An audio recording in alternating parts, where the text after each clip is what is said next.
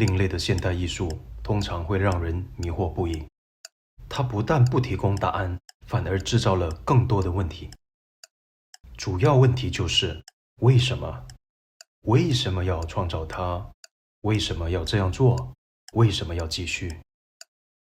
今天这位艺术家会让我们发出很多灵魂拷问，因为他创造了一组世上最折磨、最消耗精神的艺术品。这个人名叫谢德庆。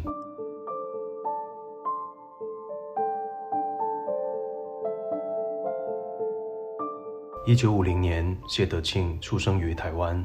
在他完成了3年义务兵役后，他从绘画过渡到物理和行为艺术。1973年，谢德庆完成了他的第一件行动艺术作品。他从3楼的窗户跳往平地，还找来朋友用摄影机记录整个过程。这一跳让他的2个角螺都跌碎了。也许是疼得说不出话，他没有解释为什么这么做。他创造的所有东西都几乎不需要解释，没有潜台词，也没有方向，具有模糊和模棱两可的性质。谢德庆一直想去纽约发展。1974年，他获得前往美国石油钻井台工作的机会。24岁的他从游轮上跳船，悄悄来到纽约。一开始没有他预想的那样，可以直接在美国开始他的事业，但是表演如何成为一位非法移民倒是挺成功。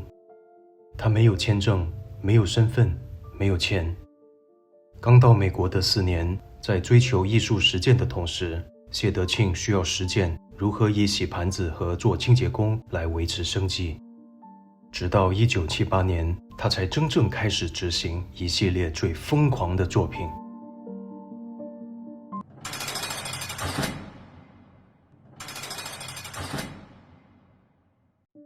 1978年9月28日，谢德庆把自己软禁在一个临时搭建的笼子里，里面只有一个脸盆、一个桶和一张床。他要表演如何在笼子里待上1整年。在这段时间里，他不会说话、阅读、写作或接受任何资讯。每天会有人来帮他清理垃圾，提供食物和衣服，还会每天给他拍1张照片作为记录，但不会与他交谈。一位律师见证了他的行动，并公证了整个过程。笼子的消息隐约传回台湾，引起不少对作品政治意图的猜测。如果当时他真的在台湾表演这件作品的话，那就会被关进真的监牢。最终，这个表演没有引起轰动，不过这不影响谢德庆的士气。在这之后，他已经在酝酿下一场演出。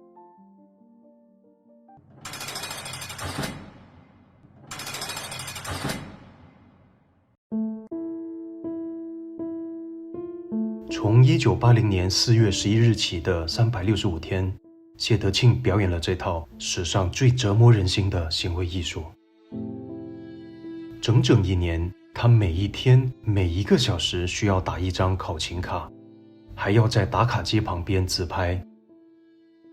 表演开始前，他剃掉了头发，慢慢长出头发的过程成为时间流逝的证据。这个表演的概念本质上很简单，但要执行它是一场噩梦。他一打卡就必须准备好在60分钟以后再做一次，即使打卡后不代表他就可以睡上1个小时，他需要架好相机，穿上制服，拍照记录。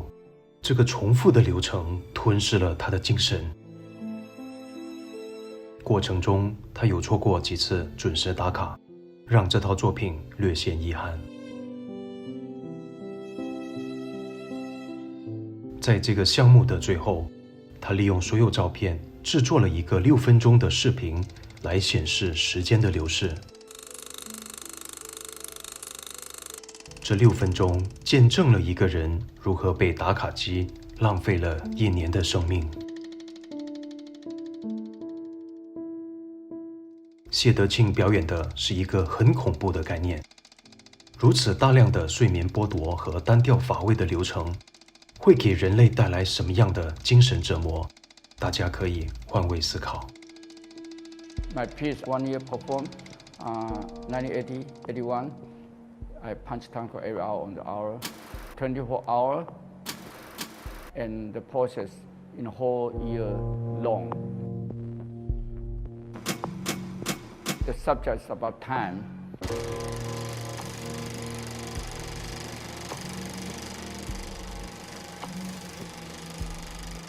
Every piece in beginning or the end, I make a count.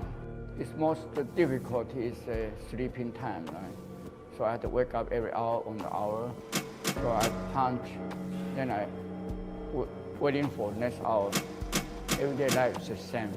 So most basically life is waiting for next hour.1981年9月26日至1982年9月26日，谢德庆要表演在纽约市外生活1整年。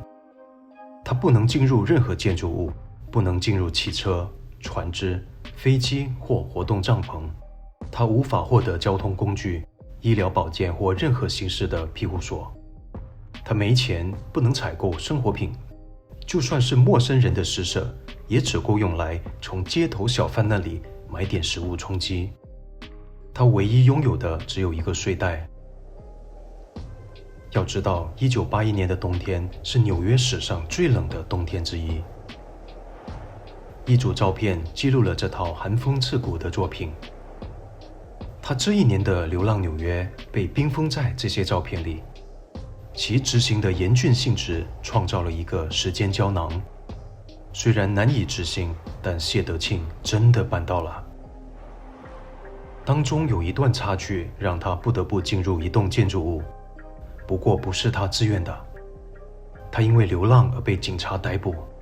幸运的是，当法庭发现他是在表演一套伟大的流浪汉作品时，法官对他表示同情，并立即释放了他。多年后，他也没有给出太多理由去解释这套作品，但他说过这是他最不喜欢的作品之一。也不是因为演出条件、气候和场地太过苛刻，只是因为他无法保持干净，而且人们对他的激烈反应也让他压力山大。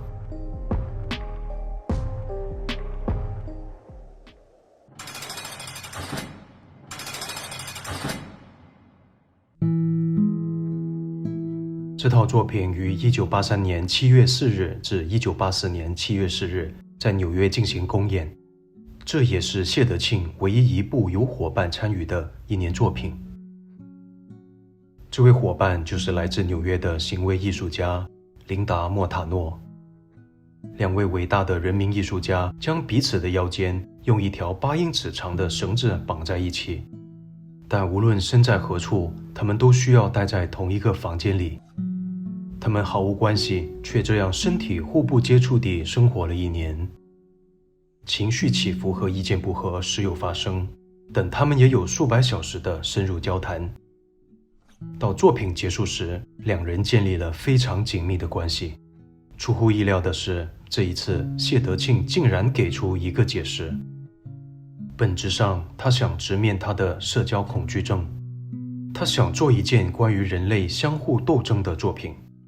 没有人能独自生活，当我们在一起，我们就是彼此的牢笼。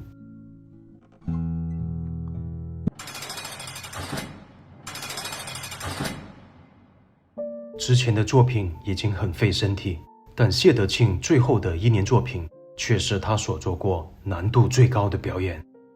1985年7月1日开始的1年内，他不谈、不看、不读艺术，不进入画廊或博物馆，还有他需要1整年都活下来。太难了，要1整年都活下来太不容易。对于一个伟大的人民艺术家，他不可以讨论艺术，分享他的想法，这是多么的挫败。很遗憾，这么精彩的表演完全没有被记录下来。到底他是怎么活了1整年1986年7月1日，谢德庆宣布终于完成了全部5个1年作品，并决定执行一些会耗费更多时间的作品。1986年，在他36岁生日那天，他表示他将在本世纪剩下的时间里不断创作出一系列不同的艺术作品。这部长达13年的史诗级表演将于1999年在他生日当天，也就是12月31日结束这套作品的创作。而在这13年内，他将对这些作品进行保密，没有人可以看到他创作的东西。很快，时间来到2000年1月1日，在这千禧年的第一天，谢德庆在纽约的约翰逊纪念教堂公开发布他惊世骇俗的13年作品。那是一条简单的信息，宣布我活下来了。内容如下：我度过了1999年12月31日，从2000年1月1日起，我不再创作艺术。这些年我所有的创作都不会被公开。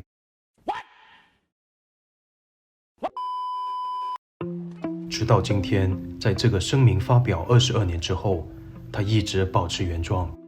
艺术家是越老越风骚，谢德庆却完全相反。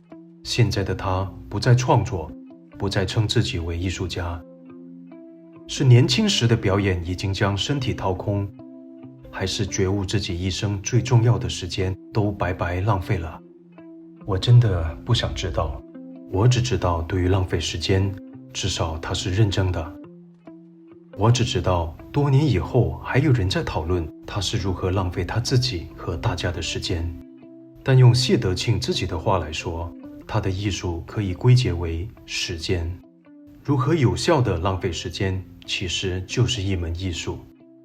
我们当然可以尽情地嘲笑他的疯狂与愚痴，但是我们又怎么知道，我们每一天还在坚持完成的事情，真的不是在浪费时间？